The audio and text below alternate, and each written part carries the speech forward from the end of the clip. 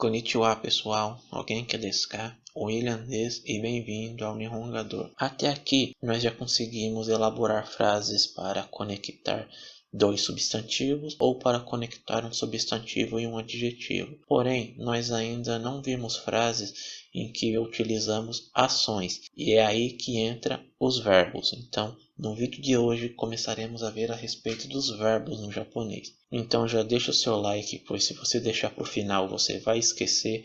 O seu like ajuda muito o canal e ajuda o YouTube a perceber que você está gostando deste conteúdo e vai recomendar esse conteúdo para mais pessoas. Se você ainda não for inscrito, se inscreva no canal e ative o sininho para receber as notificações sempre que tiver um vídeo novo.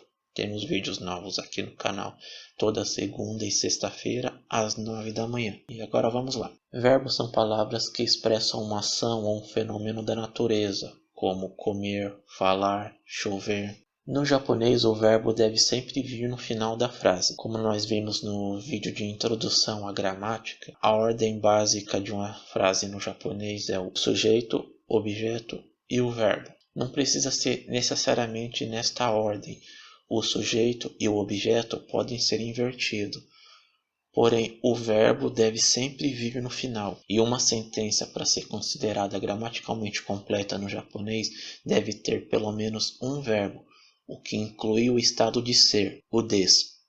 O des também pode ser considerado um verbo no japonês, que é o verbo ser ou estar. Com exceção de dois verbos, os verbos no japonês se classificam em duas categorias, os verbos ru e os verbos u. Como o nome já sugere, os verbos ru sempre terminarão em ru e os verbos u sempre terminarão com o som da vogal u, o que inclui também o som do ru. Portanto, se um verbo não terminar em ru, ele sempre será um verbo u. Mas quando ele terminar em ru, como faremos para saber se ele é um verbo u ou um verbo ru? Os verbos ru são aqueles que são precedidos pelo som de uma vogal i ou uma vogal e. E os verbos u são aqueles que antes dele sempre terá o som de uma vogal a, uma vogal u ou uma vogal o. Então vejamos aqui um exemplo. O verbo taberu. Taberu. Significa comer. Ele termina em ru, mas antes dele tem o som do e, na sílaba b, taberu. Então ele é um verbo ru. Já o verbo wakaru, Wakaru.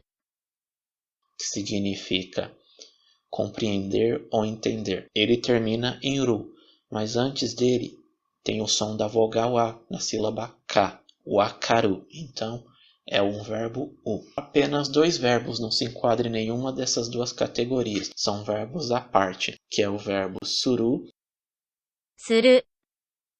que significa fazer, e o verbo kuru, Kuru. que significa vir. Esses dois verbos não são considerados nem verbo ru, nem verbos u. Eles são exceções e, portanto, serão tratados de uma forma diferente dos outros verbos. Mas veremos isso nos vídeos seguintes. Como nós também vimos no vídeo de introdução à gramática, existem duas formas de discurso no japonês. O discurso formal, considerado polido, e o discurso informal, casual, que você utiliza com amigos ou pessoas muito próximas. Inicialmente, nós veremos as formas polidas dos verbos, pois você pode utilizá-la em qualquer situação. Talvez a pessoa vai achar estranho tanta formalidade, tanta cerimônia, mas você pode usar a forma polida dos verbos sem medo que isso não será considerado mal educado. E mais para frente nós veremos as formas casuais dos verbos, mas é importante você aprender primeiro a forma polida e com o tempo, conforme você vai ficando mais confiante, se a situação que você está é uma situação formal ou informal, você muda para as formas casuais. Então, para tornarmos o verbo no japonês na forma polida, nós pegamos a forma dele que nós chamamos de forma dicionário, pois é a forma que você encontrará quando for procurar no dicionário. Temos aqui, por exemplo, o verbo taberu. É assim que você encontrará no dicionário. Então, nos verbos ru, pegamos a forma dicionário, removemos o ru e acrescentamos um masu. Então, temos tabemasu. Tabemasu. Nos verbos U, nós trocamos o som da vogal U pelo som da vogal I e acrescentamos um maço. Então, o akaru se tornará o akarimasu. わかります。 Nos dois verbos excepcionais, no suru, trocamos o su pelo shi e acrescentamos um maço. Suru se tornará shimasu. します。 E o kuru, trocamos o som do u pelo som do i e temos kimasu. 来ます。 Então, por hoje é só.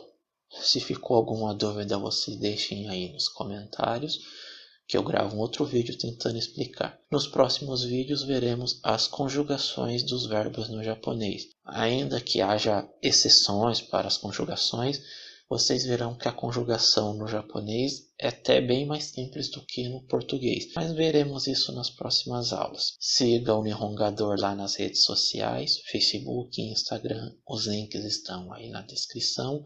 Não deixe de conferir o Instagram, pois de segunda a sexta, todo dia estou postando uma palavra nova para o vocabulário de vocês. Nos vemos no próximo vídeo. Matane!